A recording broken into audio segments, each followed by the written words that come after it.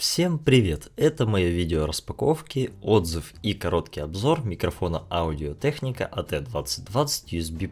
Для начала, если вы ранее пользовались микрофоном палочкой или подобными, то вы сразу же почувствуете разницу, ибо ваш голос будет звучать именно как ваш голос, а не искажаться собственными шумами микрофона. В этом микрофоне присутствует своя звуковая карта, и это означает, что не нужно докупать дополнительную запчасть и вообще качать какие-то драйвера. Потом в комплекте идет кабель USB-AM, USB-BM, в общем как у принтера, совместим с Windows и Mac операционными системами. Длина этого кабеля 3,1 метра и он один. Дополнительных кабелей питания и тому подобного в принципе не нужно, ибо питание у микрофона от ПК, к которому вы его подключите. Его легко реализовать в идеальных условиях, таких как домашняя студия или радиовещание.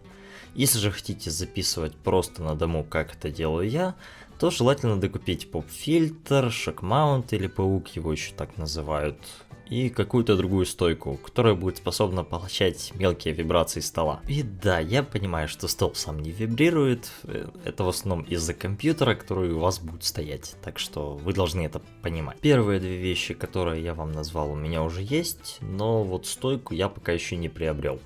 И у меня микрофон стоит с этой же треногой на резиновом коврике для мыши. Ну, вот так вот оно и происходит при записи. В случае, если же вы хотите купить этот микрофон для стримов или прямых трансляций, клавиатуру он слышит. Ну, к примеру, если она стоит прямо за ним, как у меня. В комплекте с ним также шел защитный чехол, который лично мне так и не понадобился. Потом переходник, который крепится на него и на треногу. Там идет такая резьба, на которую накручивается этот переходник, а потом он накручивается на ту же треногу. Я ее уже ранее упоминал, так что продолжу, наверное, вообще в микрофоне. Направленность у него кардиоидная. Если коротко, что такое кардиоида? Это плоская линия, которая описывается фиксированной точкой окружности, катящейся по неподвижной окружности с таким же радиусом.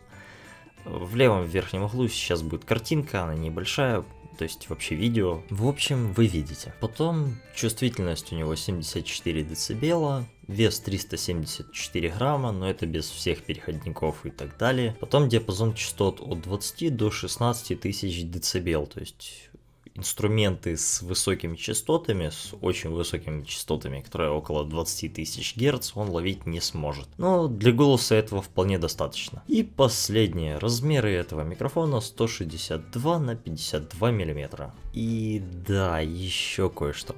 На микрофоне присутствуют два регулятора.